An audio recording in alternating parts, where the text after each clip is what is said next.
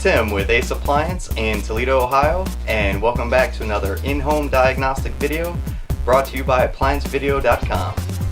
Okay, so we are on a Fisher and Paykel double door dishwasher, and what we have is an error. While we are running it, it will fill and run for a while and then air out with a interface error, and it'll show a little water valve with a line through it indicating that there is a lack of water flow. So after we've run the top drawer for a while, this error comes up with it's just a symbol that indicates that there is a lack of water flow. The lower drawer runs just fine. So we're now going to check out why that's happening. So now we're going to get rid of that error and just do a quick diagnostic check, and you can do that with the door open. What we're going to be looking for is energizing the water valve itself through the control. So to put this into Diagnostics, you hit the key lock first and hold it in, and then the play button. And if it goes into diagnostic mode properly, it'll highlight all of the LEDs. Then you hit the power button, and the HO is the hardware output diagnostic mode. And we will scroll through the diagnostic stuff by hitting the play button. And there is a list on the text sheet of different codes to go through. And then and the FU is the fill one. A little bulky.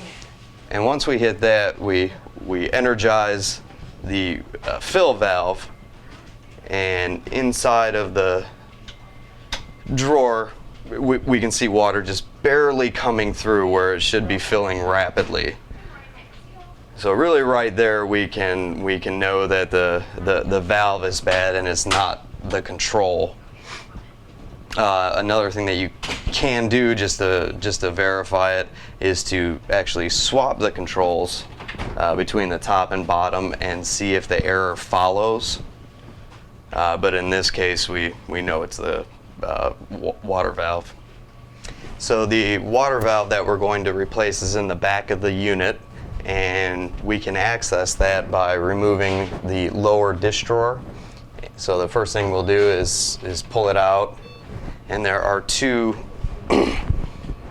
tabs that go in the side to remove the whole drawer. So if we just push in on that tab and push back, we'll disengage the glides that it goes on.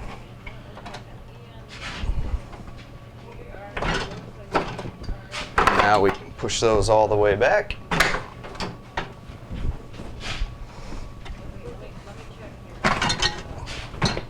And that frees the whole bottom drawer from the glides. Okay, now we're going to access the water valve. The first thing we did was turn water off to the unit. And now we're going to remove this protective cover. There are little tabs to press in. Okay, we've disengaged our tabs, and now we can remove this cover and gain access to our water valve. Okay, to give ourselves a little more slack and remove the valve completely to work on it, there are two little brackets that hold on the water supply hose. So we just take that connection loose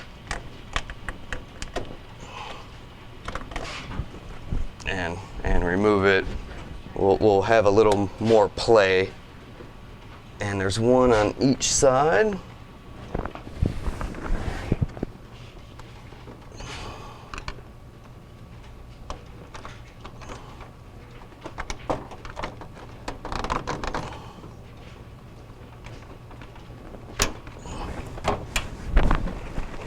that gives us a little more play, and at that point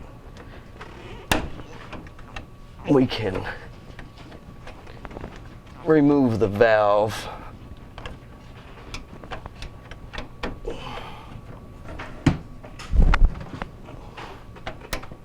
And work on it a little easier.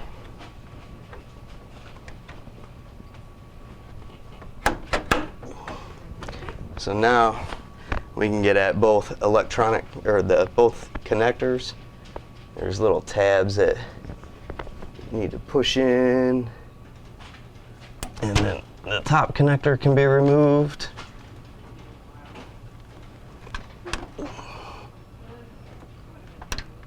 And the bottom connector.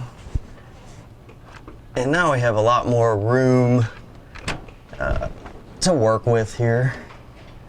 So the next thing that we'll do is take off the main water connection, and then there are two clamps that hold on the both water output lines that we'll need to remove and replace the valve. All right, so what we put a towel down to catch any extra water that may drip out, and now we are going to remove the main water supply to the valve.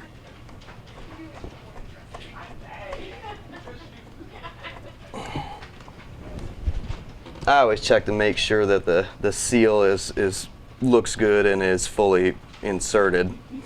And now we can actually have a little room to work with the water valve. They have these clamps on there that can be a little tricky. I've found if you take a needle nose and just rotate it, it's the easiest way to remove those clamps. Same thing on the top. And there we go.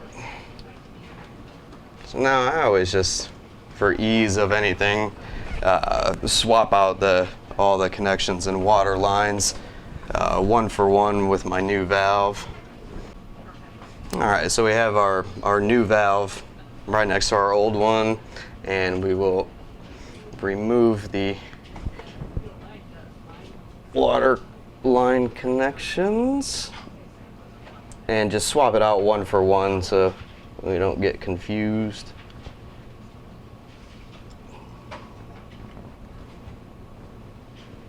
And once we are fully seated, we can position our clamp and then just push the sides together, and the teeth will engage. It should completely compress. You may need to get a pair of vice grips or something to actually fully seat it. And then we'll remove the other one.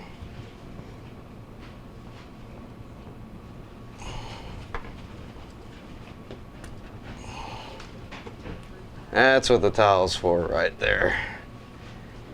Push that guy fully on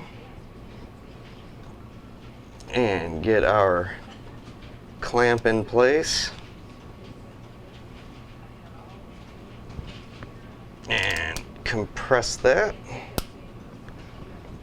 Now we'll get a vice grips and fully seat that, and then put on the main water connection. All right, so you can see the gap still, and that you can move these real easily. So we're just gonna fully seat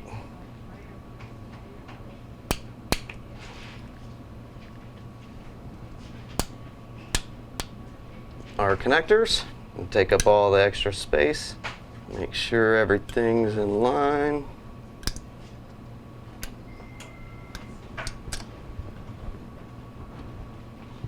And that we have them in the right spots.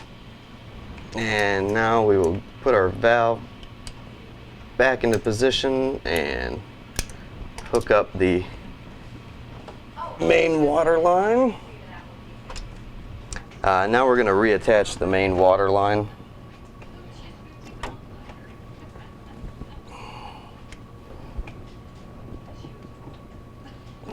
line that up and get that.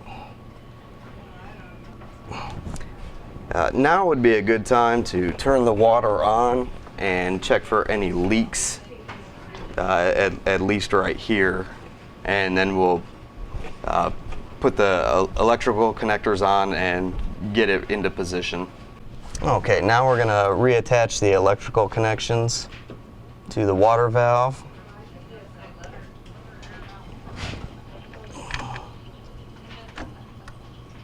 And put the valve back into position.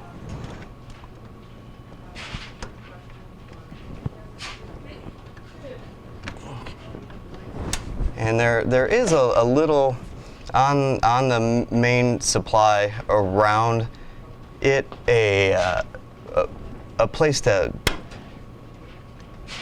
it's kind of keyed so that you get it in the right spot, and so that it sits flush. So you'll know you have it in the right spot when it all lines up like that. And there we go. We will route our water lines and put our covers that secure them back on the back, and we'll be all set. Okay, now we have routed our top hose and have it secured, and now we'll take the strain relief. There are two tabs on the left side that you can line up and becomes taut, and then you compress it and it snaps into place. Just make sure everything or nothing is binding. And then the next thing that we'll do is route the other line and bring it up here and put the strain relief across it as well. And we'll put our other strain relief on and get that snapped into place. Everything's where it's supposed to be. Now we can put on our protective cover.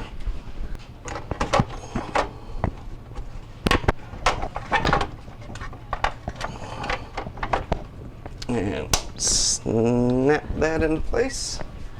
So now we're going to line up the drawer with the track and run it along the entire edge until it this button seats.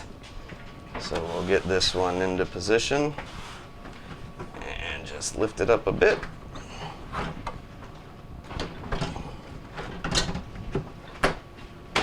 And it's really a feel thing. You can feel the track inside of there. And you'll know it's seated when that connector is completely depressed, and we'll do the same thing on the other side.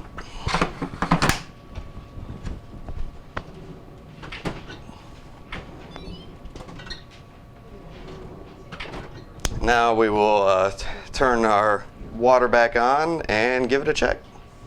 So we're on our Fisher Paykel double dish drawer, and we had a low water or no water error. So we checked it out and diagnosed the water valve, and we replaced the water valve. We paid special attention to the routing of the hoses. They need to be in a specific spot for the drawers to close properly and all of it to function properly. We leak checked it and ran it through several cycles, and all checks good. Thank you for watching another in-home diagnostic video brought to you by ApplianceVideo.com.